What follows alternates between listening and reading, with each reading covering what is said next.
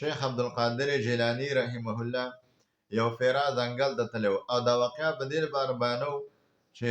انسان پسې شیطان لګېدلی دی، د انسان ګمراه کول هلاکول غواړي او هر وخت د شیطان دا کوشش دی چې انسان ګمراه کړي. شیخ عبدالقادر جیلانی رحمه الله چېرته ځنګل ته تللی و، نو ناګهانه په دې اسمان کې یو برېښ وشو، دا برېښ چې دا رڼاګانې خورې شولې، اواز ورته وشو شیخ عبدالقادر جیلاني زه ستا نه خوشحاله یم، زه ستا رب یم او تا ډېر عبادتونه وکړل، نور عبادت مه کوه بس دی.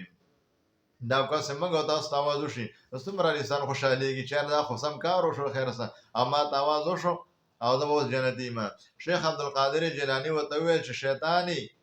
شیطان ځکه الله رسول الله ته فرمایي واعبد ربک حتی یأتیک الیقین چې د الله محبوب عبادت د الله له مرګه پورې کوه. نو شیطان ورته اواز بدل کو، ویل عبدالقادر جیلاني په خپل علم رانه بچ شولې، هغه ویل لا حول ولا قوة الا بالله، په علم درنه نه یم بچ شوی، د الله تعالی په توفیق درنه بچ شوم او د الله تعالی په فضل درنه بچ شوم.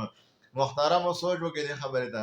شیطان انسان په داسې حال کې هم نه پرېږدي چې کله د انسان زرکدني نو هم شیطان ورته راشي او دا خوږې ورته وایي او د الله نه بېلارې کوي، ګمراهۍ طرف ته اخته کوي. نو که چا په ژوندون کې د شیطان خبره نه منلي، دا په مرګ دغه وخت کې هم د شیطان خبره نه مني، او که چا په حالات د ژوندانه